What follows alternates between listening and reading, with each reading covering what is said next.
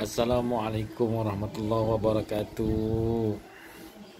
Apa kabar teman-teman yang dirahmati Allah Subhanahu wa taala ya. Buat teman-teman nih spesial khusus buat yang masih berjuang dengan penyakit darah tingginya, hipertensinya, jantungnya, stroke-nya, kemudian penyakit gulanya, diabetesnya, kemudian penyakit asam lambungnya, asam uratnya, kemudian kolesterolnya, vertigonya, ya yang masih berjuang dengan penyakit-penyakit seperti itu, ya saya doakan semoga segera Allah angkat penyakitnya.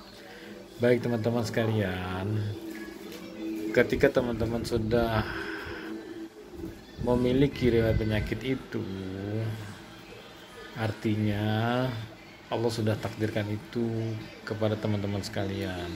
Hal pertama yang kita lakukan sebagai orang yang beriman, harus mampu menerima ketetapan Allah. Kemudian setelah kita menerima ketetapan Allah dengan keridhaan, ya kita jalani kewajiban kita kepada Allah, yaitu tetap melaksanakan ibadah wajib, diperkuat dengan yang sunnah, dan biarkan keadaan itu berjalan. Perbaiki kualitas ibadah kita yang selama ini merasa gak benar dibenarkan gitu teman-teman ya.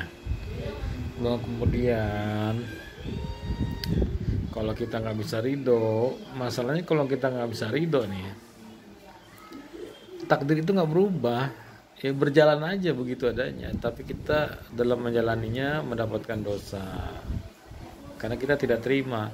Tapi kalau kita sudah terima dan kemudian kita tidak meninggalkan kewajiban, tetap beribadah dengan kemampuan yang kita miliki, artinya kita bisa mendapat pahala. Begitu teman-teman. Ayo semangat berjuang, jangan berkecil hati dengan penyakitnya, tapi teruslah melaksanakan perintah Allah dalam kondisi apapun, selama masih ada kesadaran dalam diri kita. Gitu teman-teman ya.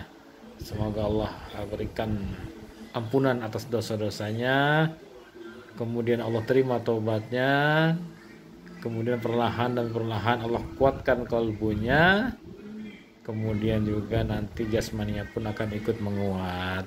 Ingat hadis Nabi, ala inna fil jasadi mudghah iza salahat salahal jasadu kullu fa iza fasadat fasadal jasadu kullu ala wahiyya qalbu.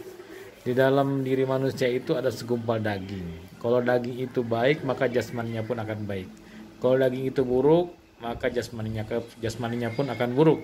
Nah, ketahuilah segumpal daging itu adalah kolbu. Ayo, mari sama-sama kita kuatkan kolbu kita dengan keadaan yang sedang menimpa kita, baik keadaan yang menyenangkan maupun keadaan yang tidak menyenangkan. Intinya semua keadaan itu datang dari Allah Subhanahu wa taala. Harga mati bagi kita yang menerima keadaan itu harus mengutamakan keridoan dan menyenanginya dan ceria di sana dalam ridho Allah Subhanahu wa taala. Begitu teman-teman, barakallahu fikum.